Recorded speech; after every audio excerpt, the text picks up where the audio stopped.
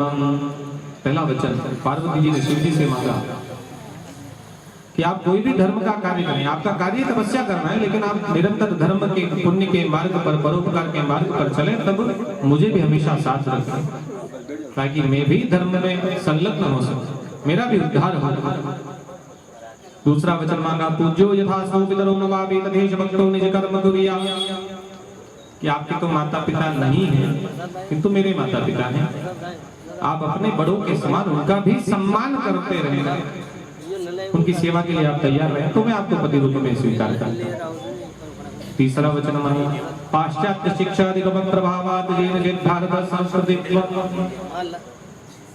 कि हमारे जो सनातन संस्कार है, हमारा जो धर्म है, उसको आप कभी नहीं छोड़ेंगे, संस्कृति का अनुसरण करेंगे, धर्म के मार्ग पर चलेंगे। चौथा वचन मांगा कुटुंब संपालन सर्व कार्य, कि आप तो एकांतवास करते हैं, लेकिन अब आज से गृहस्थ में प्रवेश कर रहे हैं तो कुटुंब बनाएंगे, आज 1 से 2 कल 2 से 4 हो जाएंगे, तो कुटुंब को चलाने के लिए आजीविका बहुत जरूरी है। धर्म मार्ग पर चलते हुए अर्थ परिवार की व्यवस्था जुटाना आपका कर्तव्य है, ये आपको मानना चाहिए। पांचवा वचन मांगा न स्वसत्म कार्य व्यवहार करना न्याय जय माम अभी मंत्र ये था, आप जो भी लेन देन करें, किसी से कोई व्यवहार करें, मेरी भी उसमें सहमति थी, हम कोई भी काम करें उसमें आपस में अनुकूल होकर के परस्पर समझदारी से उस कार्य को पूर्ण करें। छठा वचन मांगा नमे पमानम सविधे सखी नाम द्योतम नवा दुर्व्यसनम जजेष्ये, कि मानव स्वभाव है, पहले सती जन्म में मुझसे कुछ गलतियां हो गई, आपने मुझे त्याग दिया, तो आगे कभी कोई गलती मुझसे हो ना तो आप मुझे दंडित करें, लेकिन मुझे समझा दें, अपमान नहीं करें और कोई भी ऐसा कार्य नहीं करें जिससे हमारे कुल की प्रतिष्ठा को ठेस पहुंचे। और सातवां वचन परस्त्रियम मात्र समाम समीक्ष स्नेहम सदा चैन एकांत कुर्य, सातवां वचन मांगा कि आप केवल मुझसे ही प्रेम करें, मुझसे ही स्नेह करें, एक पत्नी व्रत का जीवन भर पालन करें, तो मैं आपके वाम भाग में आने के लिए तैयार हूं, आपको पति रूप में वरण करती हूं। जब शिव जी ने कहा कि ठीक है, मुझे सातों वचन स्वीकार है, मान लिया, तो सारे जो देवता वहां मंडप में बैठे थे शिव जी के पक्ष के, वो सब उठ के जाने लगे, तो शिव जी ने कहा भाई क्या बात हुई?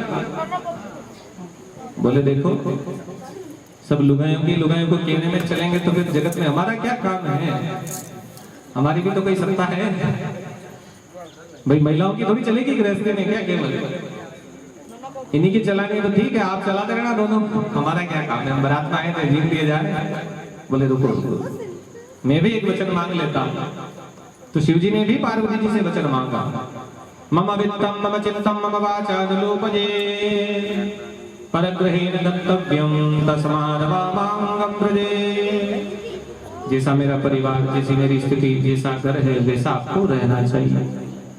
अब यहाँ पर तो आपने देख लिया कि मेरे पास कुछ नहीं है, श्मशान में रहता हूँ, तो वहां जाके जिद नहीं करनी कि मेरे को फ्लैट लेना है, कि मेरे को आभूषण लेने हैं, मेरे को बाजार जाना है। जैसा मेरा परिवार है, मेरे जो सदस्य हैं उनको सबको लेके चलना पड़ेगा, मेरे जो बड़े हैं उनका सम्मान करना है, छोटों से प्रेम करना है, गृहस्थी की गाड़ी दोनों को मिला करके चलानी है, प्रेम से चलानी है। तुमने जो वचन मांगे वैसा मैं भी करूंगा और वैसा तुम भी करना, तो गृहस्थी का आदर्श हम दोनों मिल करके प्रस्तुत करेंगे।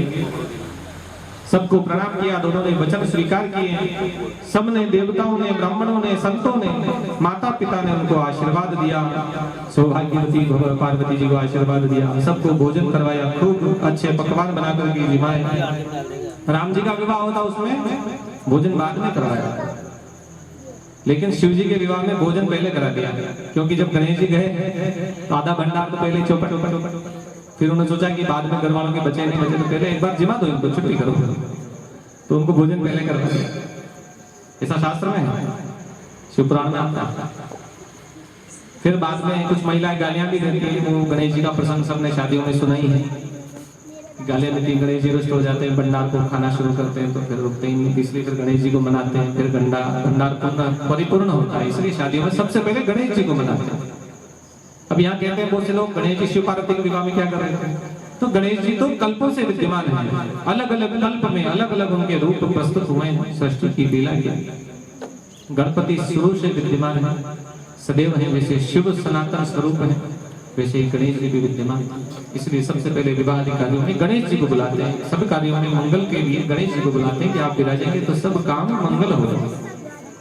अब जब पार्वती जी का विदाई का समय आने लगा, तब मैना ने उनको गृहस्थ धर्म की शिक्षा दी, पातिव्रत धर्म का उपदेश किया कि आपको आगे गृहस्थी में जाने पर अलग अलग लोग मिलेंगे, तो उनके साथ आपको अलग अलग रूप से व्यवहार करना है। अहिल्या, द्रौपदी, तारा, कुंती, मंदोदरी, उषा, ये जो 6 कन्याएं हैं, सतियां हैं, उनका स्मरण करते रहे। इन्होंने जो जीवन में आचरण किया वैसे ही आपको आचरण करना है। इन्होंने कभी अपने पति का तिरस्कार नहीं किया, सदैव पति को ही परब्रह्म समझा है। सुखितम दुखितम वापि पतिमेकम न लंघयेत्, चाहे सुख हो चाहे दुख हो, किसी भी परिस्थिति में परिवार का छोड़ना स्त्री को नहीं चाहिए, पति का त्याग नहीं करना चाहिए, पति की वाणी का उल्लंघन नहीं करना है। पार्वती जी को ऐसा उपदेश किया। भर्ता देवो गुरुर्भर्ता धर्म तीर्थ प्रदानि च, और ये भी कहा कि पति ही तुम्हारा सब कुछ है, गुरु है, तीर्थ है, धन है, सर्वस्व है, ऐसा मानकर चलना है। पतिव्रता या चरणों, और पतिव्रता के जो चरणों में सब तीर्थ निवास करते हैं, इसलिए ऐसी पतिव्रता बनो कि लोग तुम्हारा अनुसरण करें। क्योंकि ग्रह जो है, घर जो है, वो हम गृहस्थी जिसकी है वहां पर स्त्री यदि विद्यमान है तो वह घर कहलाता है। लक्ष्मी जहाँ है वहां पर सब आनंद होता है, तो ग्रह लक्ष्मी इसीलिए कहा जाता है कि जिस घर में ग्रह लक्ष्मी विद्यमान है उस घर में कभी अमंगल नहीं हो। तो पार्वती जी तुमको ग्रह लक्ष्मी बन करके रहना है, पति के घर में सब मंगल हो, ये जिम्मेदारी तुम्हारी है। घर की सारी व्यवस्थाएं आपको अनुकूल बनानी चाहिए। और जो इसी पतिव्रता के दर्शन भी कर लेता उसे भी गंगादि तीर्थों के स्नान का फल मिलता है। तो ऐसा आचरण तुम बनाओ कि तुमको लोग याद करें कि तुम्हारे जैसी कोई पतिव्रता नहीं। इसीलिए गौरी व्रत करते हैं स्त्रियां, अच्छा पति पाने के लिए, गृहस्थी में सुख के लिए गौरी व्रत करती है। तो इन्हीं गौरी को याद करके, शिव की पत्नी पार्वती को याद करके गौरी का व्रत किया जाता है। सास ससुर गुर सेवा करहु, पति रूप दुख लखिया यशु अनुसरे। तुम्हारे परिवार में जो भी सदस्य हो उनकी सेवा करना, सम्मान करना,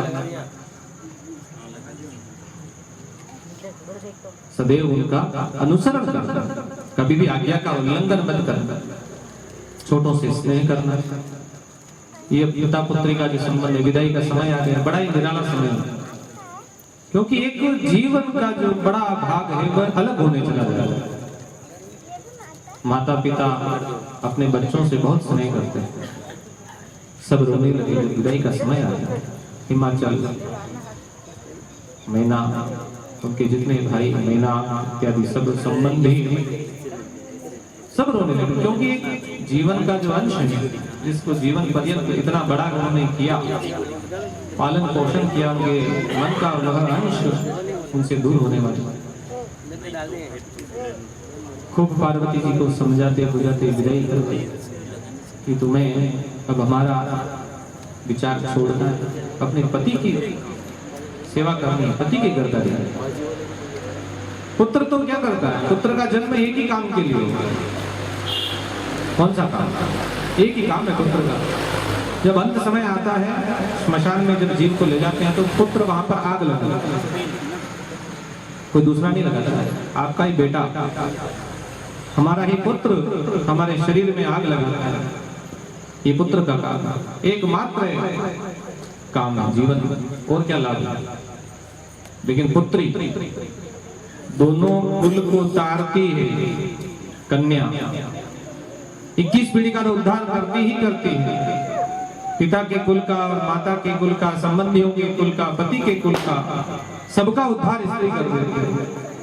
तो स्त्री को, पत्नी को सदैव गृहस्थ धर्म में इस प्रकार से माता पिता को शिक्षा देनी चाहिए कि उसे क्या करना है, क्या नहीं करना है। घर में आग लगाए इस कोई शिक्षा किसी को नहीं देनी चाहिए। पुरुष का भी पत्नी धर्म होता है, स्त्री का भी होता है, तो पुरुष का भी धर्म है कि वह पत्नी का ध्यान रखे। और शिव जी तो अंतर्यामी है, उन्हें हर गट गट की खबर है, वो तुम्हारा पूरा ध्यान रखेंगे। और गृहस्थाश्रम जो है अपने सुख के लिए नहीं है, ये परमार्थ के लिए बना हुआ है। 4 आश्रम जीवन में, इसमें गृहस्थाश्रम ऐसा है जिसमें सब व्यक्ति धर्म परायण हो सकते हैं। घर में नियम होता है, एक साधारण नियम है, शास्त्र में ऐसा कहा जाता है कि भोजन भी बनता है तो सबसे पहले कोई अतिथि आए घर में, मेहमान आए, मांगने वाला है, उसको पहले भोजन कराओ। उसके बाद परिवार के जितने अन्य सदस्य हैं, बड़े हैं, बुजुर्ग हैं, बच्चे हैं, बालक हैं, रोगी हैं, वृद्ध हैं, उनको भोजन दिलाया जाए। इसके बाद में घर के जो स्वामी हैं, घर के मालिक हों, उनको भोजन करना चाहिए और सबसे अंत में पत्नी को भोजन करना चाहिए। ऐसा ही नियम सन्यासियों के लिए भी है। सन्यासी कहीं भिक्षा मांगने जाए तो पहले ऐसा होता था, चूल्हे में भोजन बनता था। तो जिस घर से धुआं उठना बंद हो जाए उस घर में भिक्षा लेने नहीं जाते थे, क्योंकि संतों का स्वभाव सरल है, किसी को कष्ट नहीं देना है। घर जाए वहां भोजन हो चुका हो, बर्तन ही साफ हो गए हो, चूल्हा बंद हो गया हो, अब अगर संत वहां भिक्षा मांगने जाए तो पुनः पूरी तैयारी करके भोजन बनाना, प्रसाद जमाना, ये इतनी प्रपंच साधु के लिए शोभा नहीं है। साधुओं के लिए भी, सज्जनों के लिए नियम है कि भिक्षा मांगने भी ऐसे घर में नहीं जाए चूल्हे का धुआं नहीं होता। तो गृहस्थी में जो भोजन इस प्रकार से पाया जाता है वह यज्ञ का अवशिष्ट माना जाता है, उसको अमृत माना गया है।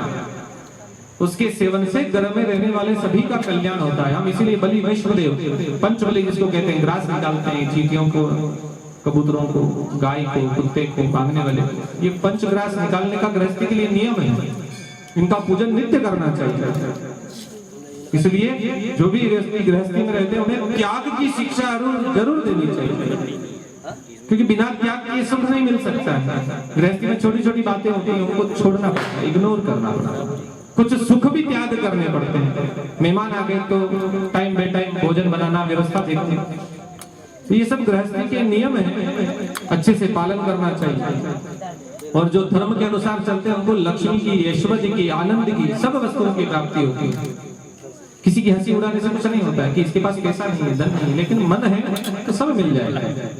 रहट होती है ना पानी की, पुराने जमाने में जो रहट चलती थी, एक बार खाली होती है तो दूसरी बार भर भी जाती है। तो ये धन तो आता जाता है, कभी है कभी नहीं है, लेकिन धर्म के मार्ग पर चलने से वह लक्ष्मी स्थिर हो जाती है। लक्ष्मी चंचला है, लेकिन जो धर्म के मार्ग पर चलता है उसके घर में स्थिर रहती है। शिव पार्वती जी इसी प्रकार गृहस्थ में आचरण करते हुए रमण करते रहे 1000 वर्ष। अब देवता चिंतित हो गए कि पुत्र कब होगा, जिसके लिए इतना सब प्रपंच किया है, तारकासुर का वध कैसे होगा, पुत्र नहीं होगा। तो विष्णु भगवान से प्रार्थना की कि इनको विरह से विमुक्त करिए, इनको याद दिलाइए कि आपका आगे का काम क्या है। अब सब देवता भगवान के वहां दरवाजे पर जाकर स्तुति करने लगे। उससे शिव जी का तेज निकला। उस तेज को कबूतर ने, अग्नि के रूप में कपोत ने ग्रहण कर लिया। कि तभी पार्वती जी को पता चला कि जो शिव का तेज है इसने, कबूतर ने, अग्नि देवता ने ग्रहण कर लिया। तो उनको श्राप दे दिया कि पति के तेज पर केवल पत्नी का अधिकार है, तुम कैसे रह सकते हो।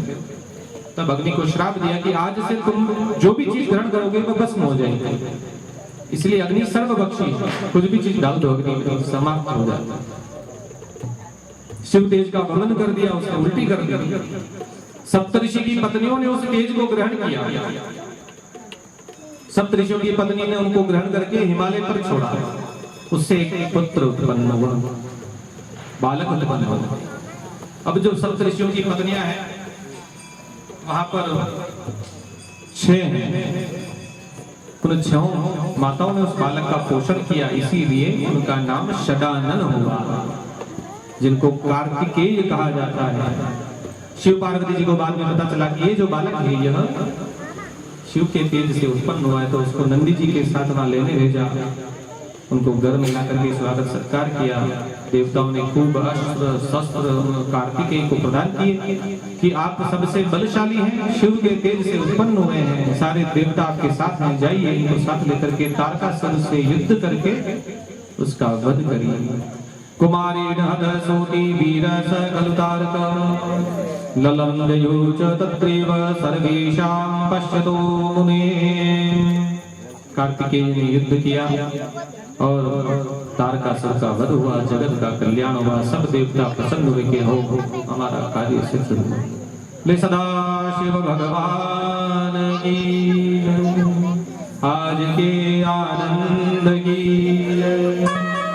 आज की कथा को यही विश्राम करेंगे, कल प्रातः काल पुनः समय पर पधारें। आज कुछ